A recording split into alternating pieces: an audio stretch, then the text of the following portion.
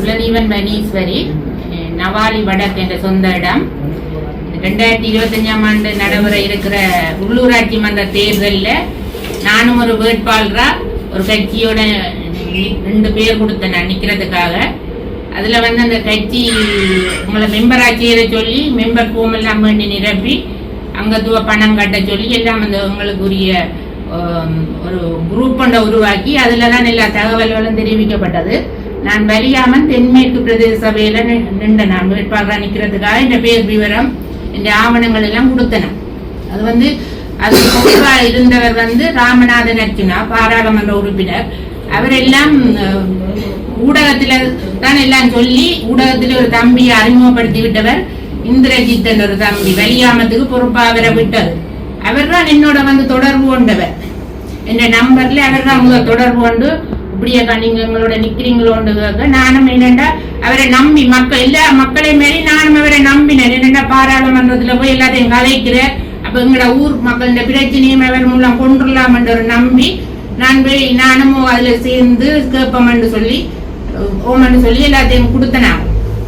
கொடுத்த டைம்ல அவை அந்த குரூப்பை உருவாக்கின உடனேயே நாங்கள் கருத்து போட முடியாம குரூப்பை அவை முக்கியமான அவை 3 பேரும் தான் அதுல போடலாம். அர்ச்சுனாவும் கௌசல்யா அந்த லட்சியன் என்ற தம்பி 3 பேரும் தான் அதுல கருத்துக்கள் அவை இதுகளை மட்டும்தான் போடினா உங்களை கருத்துக்களை கேட்கறதுக்கு எங்களுக்கு அதுல 2 எனக்கு ஒரு லைட்டா அதுலயே சந்தேகம் வந்துட்டுது.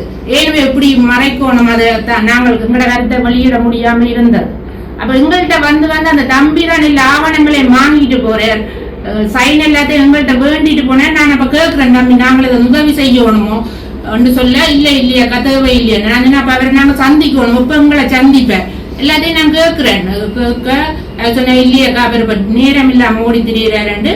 ஆனா ஊடகத்துலதான் சொல்றேன் ஆக்கள் இருக்கணும்னா ஆக்கள் பற்றாக்குறை இருந்தது.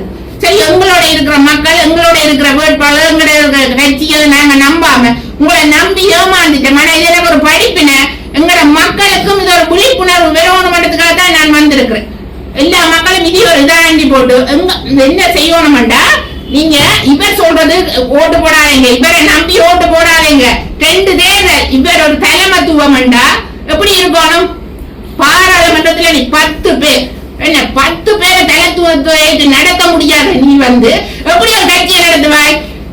உள்ளூராட்சி தேர்தல்ல உனக்கு ஒரு தலைமத்துவத்துக்கு கீழே கட்டுப்பட்டு நாங்க சின்ன தம்பி என்றாலும் அவர்கிட்ட சொல்லுக்கள் நான் இருந்தேனா? தலைமத்துவத்துக்கு கட்டுப்பட்டு தான் நாங்கள் இருந்தனாங்களா? ஆனா நீங்க அந்த தலைமத்துவத்துக்கு சரியா செய்யறீங்களா? உங்களை நம்பி அப்படி நாட்டை ஒப்படைக்க முடியும் உங்கள்கிட்ட?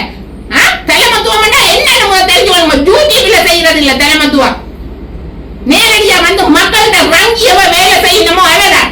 உள்ளூராட்சி தேர்தல் இது அரசியல் இல்லை, இது கிராமங்களுக்குள்ள நாங்க கட்டுற இந்த பெரிய பணத்தை உங்களுக்கு திருப்பி வர போகுது. அதை நாங்கள் எங்கட ஊருக்கு அடிபட்டு வேண்டி கொடுக்கறதுதான் இந்த உள்ளூராட்சி தேர்தல். வெளிநாட்டுல காசு இல்லையா அந்த பணம் பண்ற, ஆனா எங்களுக்கு வாய்ஸ் மெசேஜ் அனுப்பியிருக்கு அவசரம் காசு போடுங்க. எங்கட தொகுதியில இருந்து அந்த தம்பி 40,000 இது காசு போட்டிருக்கிறேன். ஒவ்வொரு தொகுதியில இருந்து கொடுத்திருக்கிறேன் காசு. அப்ப நீங்கள் எங்களையுமே மாத்தி வெளிநாட்டுல இருக்கிற புலமேங்கிற வெளிநாட்டுல இருக்கிறவையும் ஏமாறுறீர்கள். அதை முதல் வெளிநாட்டுல இருக்கிற புரிஞ்சுக்கணும். இப்ப இருக்கின்ற ஒரு தனி இது உருவாக்கி கலைக்கிறீர்கள் டெய்லி. இதெல்லாம் வெட்டி வேலை. நீங்கெல்லாம் இவரை வளர்த்து விட்டு இருக்கீங்க, பாட்டு உருவாக்குறீங்க, இதாண்டிய எல்லாம் செய்து இவரை வளர்த்து விட்டு அடிமட்டத்தில் இருக்க அப்பாவி மக்களை நம்ப வைக்கிறீங்க. சரியா? மக்கள் அடிமை உண்மையா அரசாங்க உத்தியோகத்தர் எல்லாருமே விவரமா இருக்கணும். இவரை பற்றி பெரிய பெரிய இடத்துல இருக்கிற விவரமா இல்லை. நாங்கள் அடிமட்டத்தில் இருக்கிற